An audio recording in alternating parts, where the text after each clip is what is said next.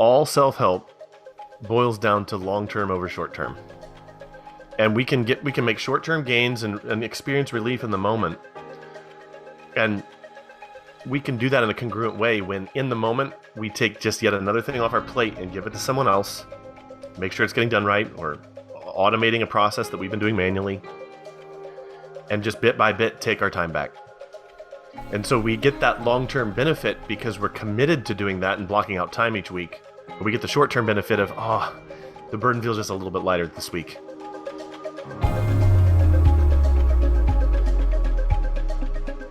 In our last episode, we talked about how we spend our time in the summer, or how you spend your time in the summer with the sabbatical. In this episode, I wanted to dig in a little bit deeper into a question I've seen from a lot of people. And I say that sincerely. I get questions about this all the time personally. And it's how to spend your time, how to get the most leverage out of your time as a music school owner. The thought being this, and this is kind of the thesis of the episode, that Nate's going to talk about how he spends his time. I'm going to put some ideas in here about how I spend my time and run, 2 different companies simultaneously. It begs the question of what value is it to know the proportions of time that Nate spends? And I think that it provides a model that one can shoot for. And just my personal experience in coaching a lot of school and studio owners, hundreds at this point now over the last 5 years, is that whenever I've gotten to this level of detail, the questions that it causes to form in the mind of that studio owner or school owner gets them in the right direction. Oh, you only spend that amount of time on email? Oh, you only spend that amount of time with your team? Oh, the questions that begin to form start pushing people in the right direction. But until you get to that level of specificity, those questions never get asked. So Nate, I just want to jump into it. Let's talk about how you spend your time every week in your school. So Nate, before we jump into the buckets of business, maybe just give me a little bit of a sense of when you even start your work week. Yeah, great question. I start my week, Daniel, on Sunday evening. I do a weekly review.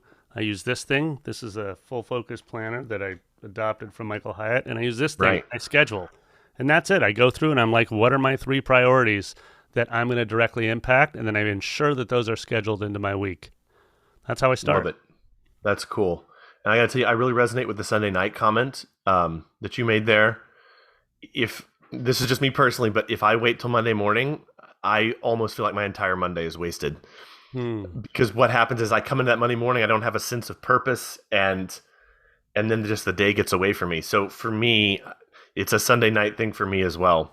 I just want to plan that week out and hit the ball rolling or get the ball rolling. Just out of curiosity, we're going to talk about how you spend your time during the week, but do you even plan out how you spend your week? Do you plan out the percentage of time, or do you plan out a schedule for yourself? I have basically I call those 3 priorities the big 3. I just have big 3 blocks that are in gray on my schedule, and I love them to be 3 hours long, and I try to get 3 of those 3-hour blocks in a week. Generally, it ends up being like 2 hours, but basically I put those into my week right out of the gate. I block out, I put the big rocks in there. I'm like, for example, a priority right now is our hiring. We're going through a hiring funnel. We're bringing on hopefully some new full-time teachers over the next few months. And that's really important for me because I'm part of people power. I'm part of that 3rd bucket of business. So I'm going to block that out. I'm going to make sure there's at least 1 2-hour chunk in the week where I'm really going to focus entirely on that. So that's a good example. So in other words, apart from just kind of the administrative or ongoing repetitive functions of the school, you have times blocked out for projects. Yes, and I call that, you're saying? Yeah, and I call that the strategic time. So at Brooklyn Music Factory, remember the question that's come to us, the pain point that I hear in that question, what percentage of your time do you spend on what functions? The pain point there that I hear sort of underneath that is everything's on fire. Which fire do I put out? And I know we're going to get to this, right? Right. But we frame it this way. We say 80% of our time is in just operating the ongoing business. 20% of our time is in working towards strategic objectives. So those annual goals you set. We talked about that in a recent episode about how to set personal goals, but then how to link those to your company goals. So when I say those 3 blocks for the big 3, those are very much around are strategic objectives. Those are separate Interesting. from me just showing up as CEO or CFO for BMF. Maybe just tell me, how much time are you spending apart from teaching? Because I think you teach 5 to 6 hours a week on a normal week. I know you're doing a little bit more right now, but on normally you're teaching about 5 hours to 6 hours a week. Mm-hmm. Just straight up, how many hours do you work each week on BMF on those ongoing administrative and maintenance type functions? Yeah, so great question. I love teaching. I love being a teacher. I would say if you were going to look at that pie, what percentage of the pie is teaching, what percentage of the pie is being CEO, what percentage of the pie is being CFO, i.e. working on finances, and what percentage of the pie is doing anything else that I'm obligated to do. Teaching is about 20% of my work week, right? How many hours? I say right now 7, but I'll swoop in and do more. I love it. Then how much is being the CFO? Like you're doing financial functions? Yeah, I'll have one meeting a week with our bookkeeper, and that'll sometimes just be around basic financial reporting, but sometimes it's strategic work, thinking about working on forecasting, etc. And then I'll spend maybe at most 2 hours a week beyond that. So I'd say 10% of my time is on money and spreadsheets. How much time do you spend on marketing? Great question. Right now, I am essentially the director of our marketing team. So I know that hasn't always been the case for you. No, sometimes you had a director of marketing a couple years ago. Yeah, and we're now I'm seriously considering as part of our annual goals, bringing someone back on. Yeah. So, anyways, that's a future. There's going to be a lot of things. There's a future episode, right? Yeah, there's a future episode bringing on a marketing manager or marketing director. But I have a Monday meeting that's a marketing and sales meeting where we look at our dashboard. We look at all the metrics for the company around leads and conversions and enrollment and attrition. That's every Monday. And then I will spend maybe 2 to 3 more hours a week doing marketing work, i.e. it could be improving landing pages. It could be just looking at new opportunities. It could be launching ads. And this is all in the conjunction with a team member. You're probably not working on marketing alone. You're working with a team member. Yes, exactly. I have people that will update the website, but my job is to go audit the website for quality and from a top of the funnel standpoint. That makes sense. Okay, so we've talked teaching, we've talked marketing, we've talked CFO. Yeah. What am I missing, Nate? What other roles take people power? So HR, people power. HR. Yeah. So we're in the people business, Daniel. So honestly, that's where probably 25% of my time is going to go, though that's going to be seasonal, right? So for example, we're in a hiring season right now, preparing for our upcoming camps and ultimately hiring a great set of faculty for the fall. Right. So right now it's January and we're hiring with an eye towards September. So that's 25% of my time right now. How many hours total? Great question. Each week.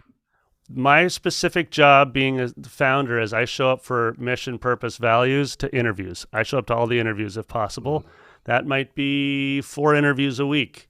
And those interviews, we book them hyper efficient, 15 minutes, but they might bleed over to 30 or 45 if we really love the candidate. In addition, I am meeting with our private lesson director, again, to help him assess the candidates. And then I'm also meeting with the director of people power, who is essentially our school manager, right, Jessica? And my job is to help the team come to a choice, right? So that's another few hours a week. So I'd say my 2 biggest buckets of time are allocated towards people, and then the last, and I would say marketing, honestly, marketing and sales, ensuring the marketing and sales team, because it's so essential to our business, right? We need to assure that our attrition is low enough, and we need to assure that we're getting enough leads and we have enough inventory to sell that we can continue to maintain a really healthy income statement month in, month out. I think that in recent years, the role of CEO has become almost a celebrity position just in the popular culture. You know, there's shows like Succession We have names that are in popular culture, maybe not always for the best, but Jeff Bezos, Gary Vaynerchuk, Elon Musk. Like, it's become this position that's almost idolized. But in reality, the CEO is just an administrative position, and I think that's kind of the part we haven't covered yet here. In terms of administrative function and CEO function, apart from CFO, CMO, marketing and finance, what percentage of your time, number of hours per week, would you say? Actually, number of hours per week is probably a better one than percentage, because I bet if someone goes back and listens, our percentages won't add up. But number of hours, how much on average do you think? How many hours on average do you think that you spend on that CEO, just administrative, going to meetings, management type stuff? I know that's overlaps with people power a little bit, but I'm curious. Yes, that's a good question. And I actually just pulled up my calendar this week to be like, what am I actually doing this week? So if I count up the number of meetings I have, and this is important because meetings, people don't understand the value of meetings. Also, people overestimate the value of meetings. However, I look at the number of meetings I have. I've got one on Monday, a second on Tuesday, a third on Wednesday, and a fourth on Thursday. Well, 2 on Wednesday, for a total of 4.5 hours. And each one of those meetings goes with a specific bucket of the business. Monday, I focus on marketing and sales. Tuesday, I focus on annual planning, objectives. We have our weekly meeting basically to say, how are we doing on the projects? Is everyone in the team feel what they need in order to move forward? Is everyone doing what they said they would do to move these strategic goals forward? Wednesday is I'm putting on my hat as not a curriculum director, but the founder, the visionary. This is new business bucket. We're currently refining our mini keys in our Jamban 101 curriculum. I've brought in 2 A players who are incredible thinkers who used to teach the program, and they're now helping to refine the curriculum. So I show up Wednesday to that team meeting because that's a new business opportunity, and that's I don't want to waste those resources. Significant. It's significant, right? Because you're investing time and money into it, but you don't necessarily have a proven sales model yet, so it's new business, right? Yeah. And then the last thing is people power on Thursday. Every week, I do not screw with that meeting because we are a people business, right? So I show up Thursday. I don't direct the meeting, but I'm there. And I want to point something out around your comment, Daniel, because this is a great comment you made about being a CEO. You can honestly use whatever label you want to describe your position as the founder and owner and visionary for your school. But at the end of the day, our number one job is to ensure that choices are being made, given the best information we have, so that we may realize our goals with our schools. It resonates. I have some thoughts, but maybe I'm going to save those for just a moment from now. I think I have 2 more questions for you before we maybe take a left turn in this episode, and there's some concepts that I want to definitely deliver before we end this. One, just flat out, straight answer to the question, how many hours total are you spending in the school right now? Yeah, great question. When you add it all up at the end of the week. My goal is to spend about 25 hours a week where I'm obligated to people or specific projects. Okay. The second question, this is kind of the catch-all question. We talked about the financial component. We talked about the marketing component, the people component, new business component, the administrative component. Is there anything that we've left out? Is there any other time you spend during the week? Maybe just give me the number of hours and a very, very brief rundown of what that would be, if anything. Yeah, so this falls into the third bucket. There's 2 areas. But the third bucket, which is back office, it's operations, you have to also put your facility in if you have a brick and mortar facility, because there's going to be a certain number of hours where I'm going to be working on the facility. For example, right now, we're opening a new facility in sometime in the next 4 months. And so my job there is actually I'm the leader of that project. So I'd say right now I'm doing 5 hours a week. That's a little bit more than you probably would be Yes. during the normal operation of school? How much is it during when it was, normal from, let's say, 2010 up to 2020? I'd say normally when it's operating, as long as I have a team of people, for example, I have someone who's at the desk who can also manage the facility, do basic things to keep it operating.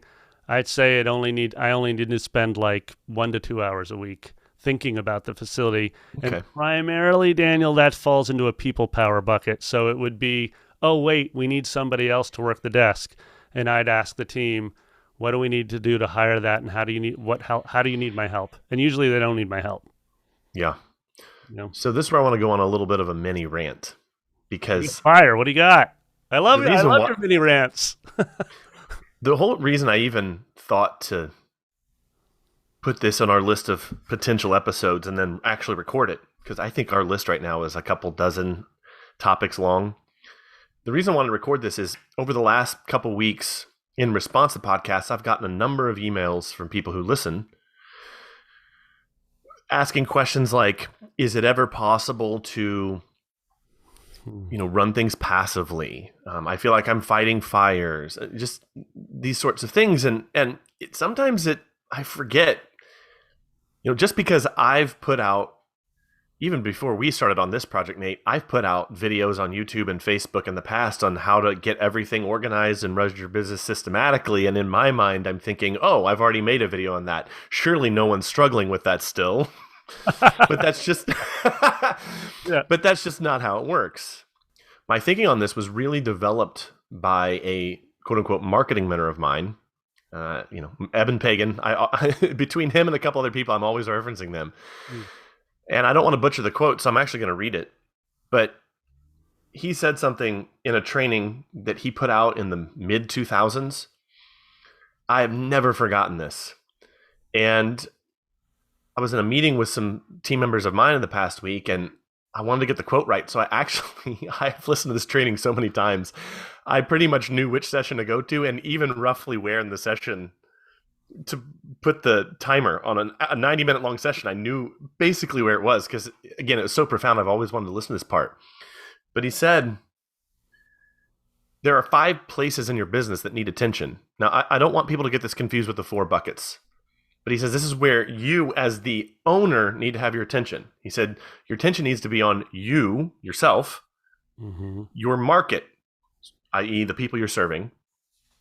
Your attention needs to be on your marketing, on your people, and on your systems. So you, your market, your marketing, your people, and your systems. Now here's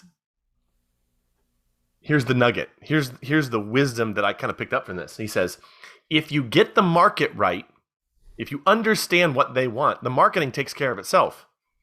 And if you get the people right, they will create and drive your systems. That leaves you to drive the market and the people. So you need to understand the market and you need to manage your people. And it will dramatically reduce the amount of time you have to spend on the business. It actually makes the business scalable because you're swimming with the current. And so when I see people writing in, oh, I'm working 50, 60 hours a week in my school, I feel burnt out, all these sorts of things, I just have to come back to the concept that a good business is nothing more than repeatable processes that you have written down. And it's even better if those repeatable processes were actually designed by your team instead of you. Because we'll tend to think a certain way. And part of me just even being able to scale up to the size that my team has gotten to now, which is hovering between 12 to 15, depending on how you count contractors. But the lesson I've learned is that if I'm the one devising the system, I'm probably getting in everyone's way. Whereas if I give people a goal to shoot for and say, now how do you think we're going to get there? They start coming up with the system. They write the system down. There are tons and tons of systems in our business that I didn't even write, that I don't even know they exist. The only time I know they exist is if something goes wrong with it. And then my team comes to me or I come to them and say, hey, what's going on here? Well, we ran into this problem. Oh, well, let's talk through that. Have a meeting with that person. I give some input, but by and large, they're figuring it out. And so, to put a point on it, because I maybe went a little bit of a rant there, is that if I'm empowering my people to build the systems, and I just make sure I have the right people in the right roles, and I'm hiring the right kind of talent, that sort of thing, then the business begins to run on its own, so to speak. And so, this dream of passive income, there's no such thing as passive income. There just isn't. There's no such thing as a machine that can power itself. Yes. To some degree, you're always going to have to be involved. But I mean, Nate, you're running a school that's 10 times the size of most of the people that I work with. Most people are stuck between 1 to 200, and they're working way more than you are.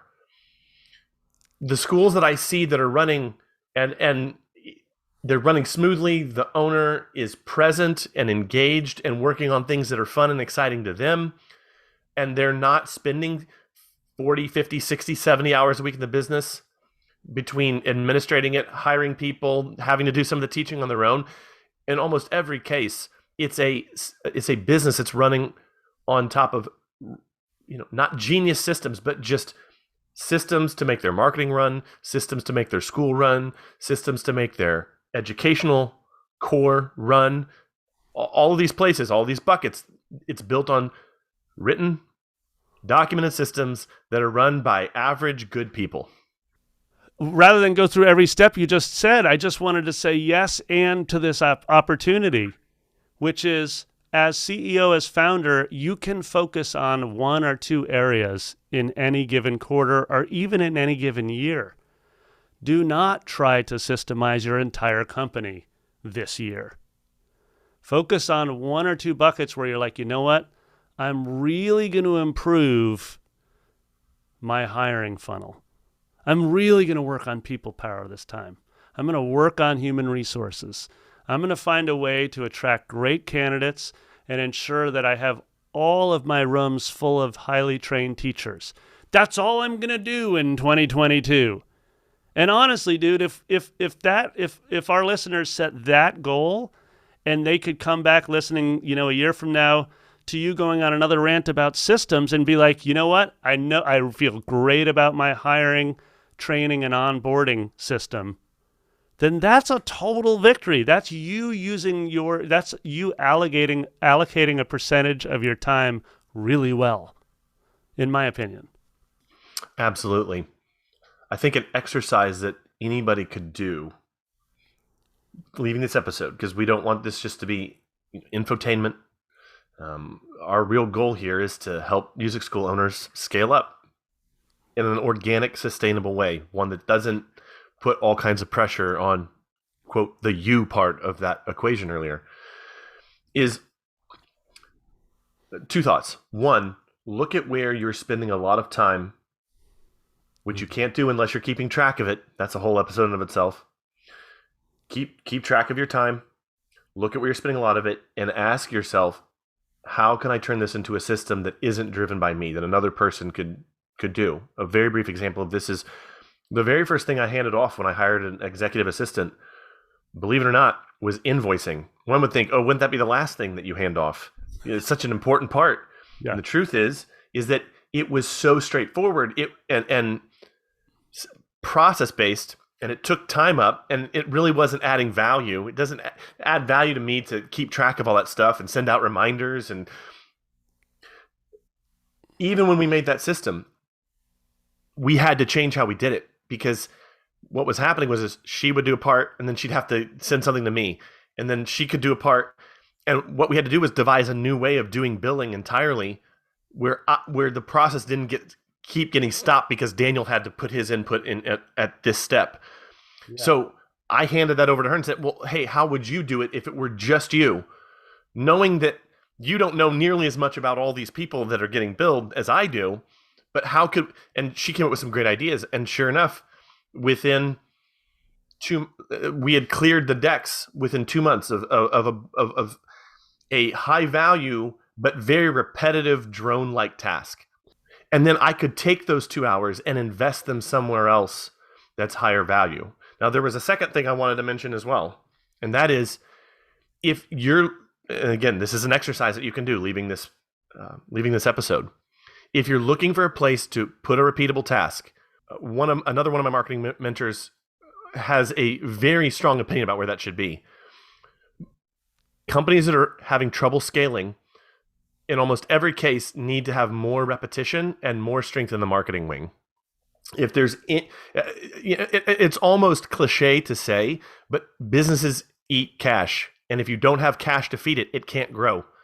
And so too many schools are kind of on this seesaw of focusing on marketing and then focusing on something else. Focusing, oh no, we don't have enough enrollment. We got to go back to the marketing. Or their enrollment's weak or their lead flow is weak. You've got to get repeatable systems in that marketing wing first. And that is, in my opinion, that is the opinion of a retired CEO of a billion-dollar company, that the marketing wing has to be dealt with before any other wing in the business. There's got to be strength there. Otherwise, the other parts of the business will not grow as they should. Any closing comments from you? The quote comes to mind, and I've said it probably in at least 2 other episodes. What do you got? All self-help boils down to long-term over short-term. And we can make short-term gains and experience relief in the moment. And we can do that in a congruent way when in the moment we take just yet another thing off our plate and give it to someone else, make sure it's getting done right, or automating a process that we've been doing manually, and just bit by bit take our time back. And so we get that long-term benefit because we're committed to doing that and blocking out time each week. But we get the short-term benefit of, the burden feels just a little bit lighter this week.